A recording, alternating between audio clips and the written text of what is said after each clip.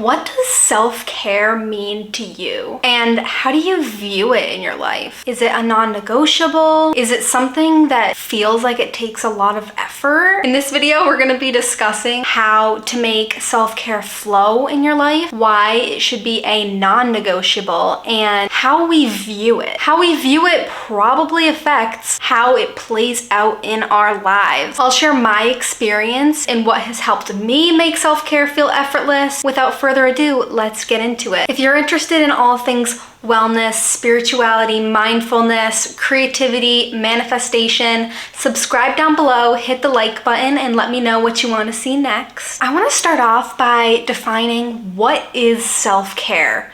In my opinion, self-care varies from person to person, and our perceptions of it are very different based on our life experiences. How might this differ? If you're someone who's looking to improve your relationship with yourself and your self-care, I encourage you to get out a journal and start journaling on it. Journal on what self-care means to you. What do you consider to be self-care? How do you define it in your life? How might your definition of it affect your perception of it? Where does self-care lie on your list of priorities? Is it something that gets sacrificed from your to-do list when things get busy? Would you cancel plans with a friend to ensure that you have enough time for your self-care? Do you look at self-care as something that is completely optional? Is it a luxury to you, or is it something that's a necessity that you put up there with food and water? All of these things in our perception of self-care affect us on a day-to-day basis. Oftentimes, self-care comes to the forefront of our lives, especially when we realize that we are our own best asset. When we feel and look our best and just feel like our most embodied selves, it's usually because we brought self-care to the forefront in our lives. And it's often because we've spent adequate time taking care of ourselves and what we need on a soul level. If any of this feels stressful to you, or you feel like maybe you haven't been putting enough time into your self-care and into your self-love practice, I just want you to know you are so worthy of taking care of yourself. You are so worthy of feeling like your best self, and you can make it a necessity no matter how busy life gets. You deserve self-care. It's really easy to overlook self-care when things get busy in life. One might argue that that is the main reason why people start to neglect their self-care practice. Oftentimes, when you neglect your self-care practice, it feels like you've also lost a part of yourself. The biggest thing that I could say about this is that the practice of self-care keeps us sane, and that's why it's so important to nurture self-care even on the good days. It's so much easier to stay in neutral when you are consistent with what you consider to be your self-care practice. Even when you are feeling good, and even if you don't feel like some of it is necessary. I have to admit, I feel my best when I'm journaling every day, and that helps me so much more than when I am only journaling when I'm feeling down. And that's because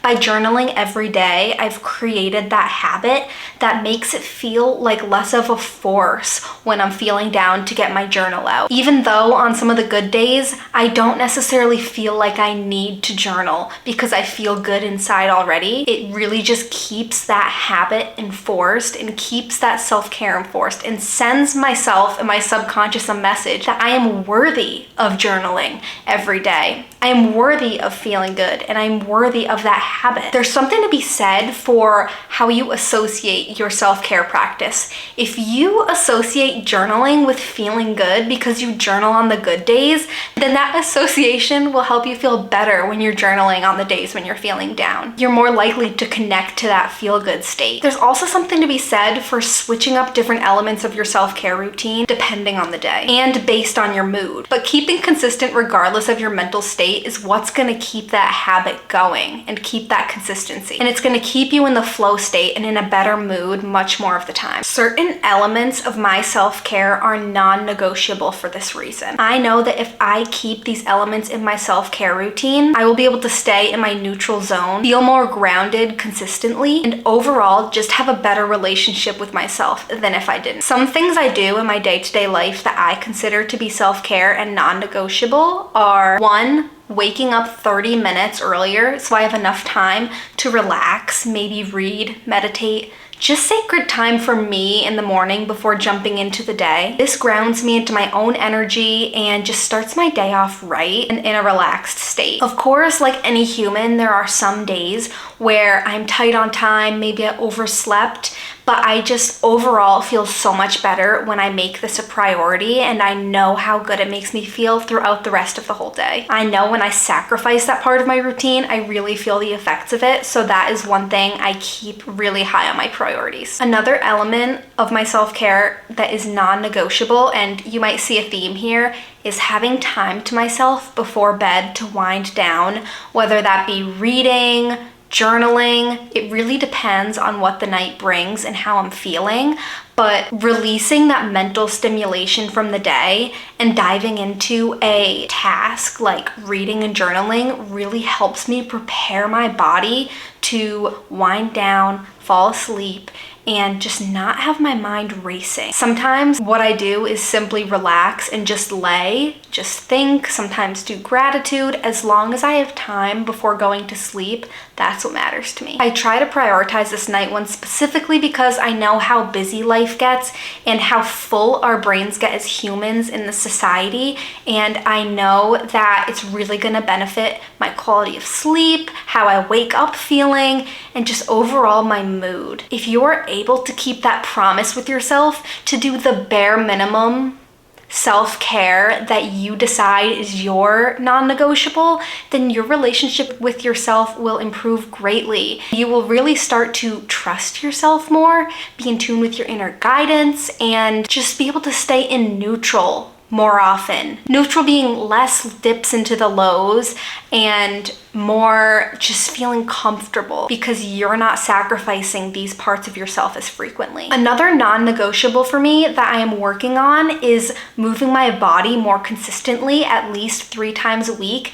And this is any movement that makes me feel good. So sometimes it's a yoga flow. A lot of the time it's just a walk outside, just mindless activity that's actually extremely mindful. And sometimes it's Pilates, you know, as long as I'm moving 3 times a week, that is self-care to me, and I know that's benefiting my body and it's also benefiting my mind. Some of my other favorite self-care things that I don't do as frequently as my non-negotiables are some spiritual baths. I love a good bath. This is one I recommend including in your routine, even if it's just monthly. It's so cleansing on a soul level. Body movement in any way, which is what I described as what I'm trying to accomplish at least 3 times a week. I love also cooking nourishing foods because I know it's so good for my body, and just the act of cooking and creating something for yourself is so mindful and so good for you. It really gets me into a meditative state and a trance. I love to do manifestation rituals. This just depends on the stage in life that I'm in. Sometimes it's as simple as lighting a candle. Other times it's sitting down, pulling oracle cards for my week. I love painting my nails and keeping up with them. That's something that I feel like is so underrated. And if part of your routine is going out to get your nails done, that's amazing too. And I also love oiling my scalp and my body to keep my skin cells regenerating, being healthy, strong, nourished, moisturized. I love that. So if any of these spark an idea in you or inspiration in you, I definitely recommend trying them out. Self-care can be really intimidating if it's not something that's typically in your schedule. If you ease into it, there's so many ways that you can make it feel effortless, and I have all of the tips for you right here. My first piece of advice to you is to keep a running calendar if you don't already, just to make sure that there's room for you to fit in your non-negotiables. I acknowledge it can be very uncomfortable to start prioritizing yourself when others around you are very used to your availability. The right people in your life will understand and support your decision to take care of yourself and spend more time with you. Even if it sometimes means leaving a night out earlier or not being able to make it to plans one day. If that's what your soul wants and needs, then you need to listen to that. I recommend starting to think about what you would like to include in your self-care and what do you desire for your self-care. Then figure out what elements in those are going to be part of your non-negotiables, something you fit in daily, weekly, monthly. What changes would you have to make in your life to make this self-care fit in? Why is it important to you? Always come back to the why. Always come back to